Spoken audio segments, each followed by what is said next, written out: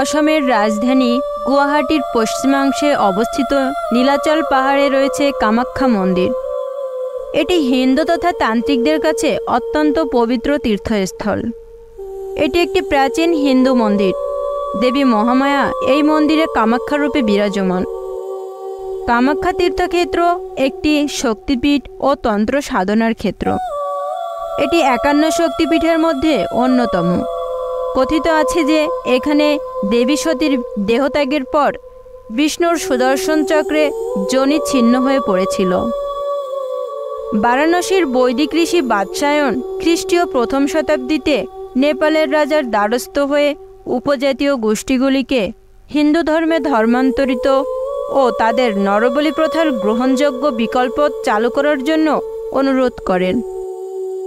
বাৎসায়নের মতে পূর্ব হিমালয়ের গাঢ় পাহাড়ে তারা দেবীর তান্ত্রিক পূজা প্রচলিত ছিল। সেখানে আদিবাসীরা দেবীর যোনিকে কামাকি নামে পূজা করত।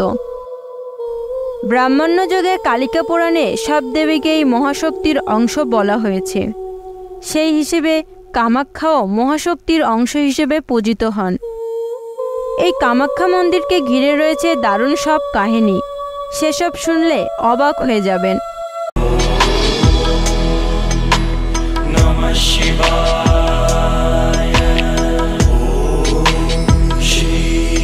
নমস্কার বন্ধুরা, ধর্মীয় রহস্য চ্যানেলে সকলকে জানাই স্বাগত। প্রতিদিনের মতো আজও চলে আসলাম আরও একটি নতুন ভিডিও নিয়ে। তো বন্ধুরা, আসুন ভিডিওটি না টেনে সম্পূর্ণ ভিডিওটি দেখি। হিন্দু পুরাণ অনুসারে রাজা দক্ষের ইচ্ছার বিরুদ্ধে মহাদেবকে বিয়ে করেছিলেন তার কন্যা সতী।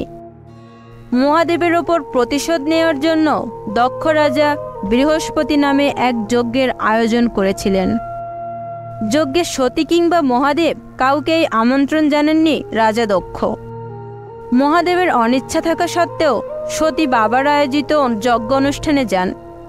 সেখানে দক্ষ মহাদেবকে অপমান করেন। স্বামীর অপমান সহ্য করতে না পেরে সতী দেহত্যাগ করেন। শোকাহত মহাদেব দক্ষর যজ্ঞ ভণ্ডুল করেন এবং দেবী সতীর মৃতদেহকে কাঁধে নিয়ে বিশ্বব্যাপী প্রলয় নৃত্য শুরু করেন।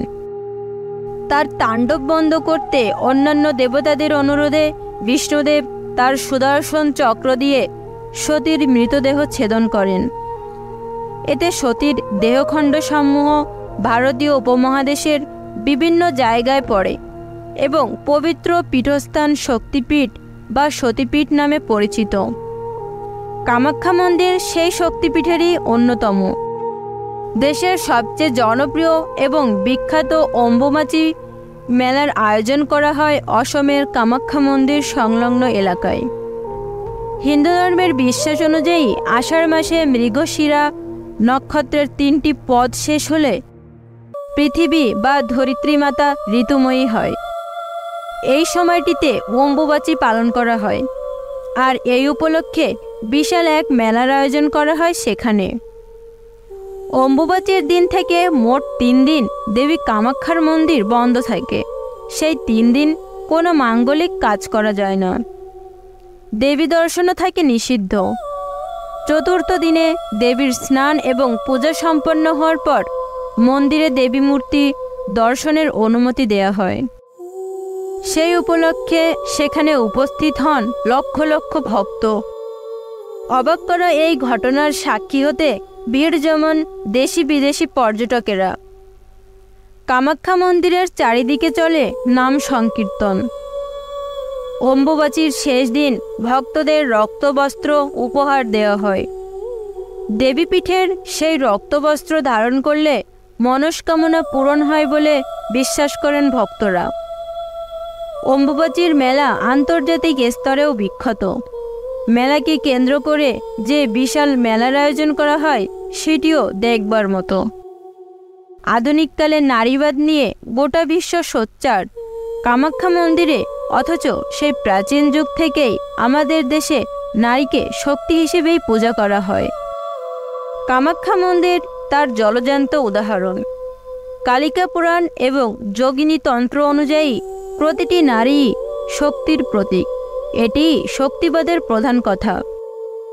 কামাখ্যা মন্দিরে 4টি কক্ষ রয়েছে, গর্ভগৃহ এবং 3টি মণ্ডপ। মণ্ডপগুলির নাম চলন্ত, পঞ্চরত্ন এবং নাট মন্দির। গর্ভগৃহটি পঞ্চরথ স্থাপত্য শৈলীতে নির্মিত। অন্যগুলির স্থাপত্য তেজপুরের সূর্য মন্দিরেরই সমতুল্য। এগুলিতে খাজুরাহ বা অন্যান্য মধ্য ভারতীয় মন্দিরের আদলে নির্মিত খোদাই চিত্র দেখা যায়। মন্দিরের চূড়াগুলি মৌচাকের মতো দেখতে। নিম্ন অসমের বহু মন্দিরে এই ধরনের চূড়া দেখা যায়। গর্ভগৃহটি আসলে ভূগর্ভস্থ একটি গুহা।